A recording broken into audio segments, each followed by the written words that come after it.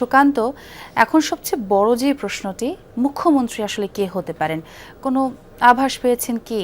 এবং বিধানসভা নির্বাচনে বিজেপির এই জয় পশ্চিমবঙ্গের সার্বিক রাজনৈতিক সমীকরণে কি ধরনের পরিবর্তন আসতে পারে?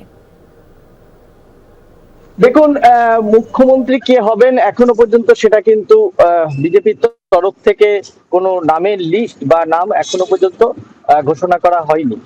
যদিও আগামীকাল দিল্লিতে জরুরি বৈঠক ডেকেছেন প্রধানমন্ত্রী নরেন্দ্র মোদী এবং সেখানে বাংলার নেতৃত্বকে নিয়ে তারা বৈঠক করবেন এবং সর্বভারতীয় স্তরে ঠিক হবে যে আসাম, পশ্চিমবঙ্গ, এই দুই রাজ্যে বিজেপির যে দখলে এসেছে, এই দুই রাজ্যে এবং হরিয়ানা, সেখানে হচ্ছে কে মুখ্যমন্ত্রী হবে সেই তালিকা সেখানে নির্দিষ্ট হবে।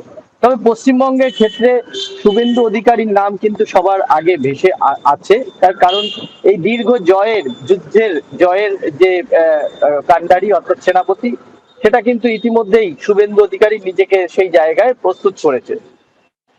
আরেকটি যে কথা, যে এই পালাবদলের সাথে সাথে রাজ্য জুড়ে অর্থাৎ পশ্চিমবঙ্গ জুড়ে যেমন শাসক দল, পুরো সাবেক শাসক দল তৃণমূল কংগ্রেসের যে বিভিন্ন পার্টি অফিস বা রাজনৈতিক নেতা যারা বিভিন্ন সহিংসতার সাথে যুক্ত ছিলেন এক সময়, তাদের বাড়িতে যেমন হামলা হয়েছে, পার্টি অফিস হচ্ছে দখল হয়েছে। আমার পেছন দিকে যে অটো বা সিএনজি বলে আপনাদের ঢাকা শহরে যে সিএনজি, আমাদের এখানে সেই অটো, টোটো, এইসব ইউনিয়নগুলি সন্ধ্যের পর থেকেই বিজেপির পতাকা টানিয়ে দিয়েছে প্রত্যেকটা তৃণমূলের যে আইএনটিটিউসির যে অফিস অর্থাৎ শ্রমিক সংগঠনের তৃণমূলের, সেগুলো বিজেপির সংগঠন হয়ে গেছে এবং অটো টোটোতে সব কিন্তু বিজেপির পতাকা লাগিয়ে ঘুরছে। অর্থাৎ পালা বদলের সাথে সাথে যে সামাজিক বদল যে কথাটা বললেন, সেটা কিন্তু লক্ষ্য করা যাচ্ছে।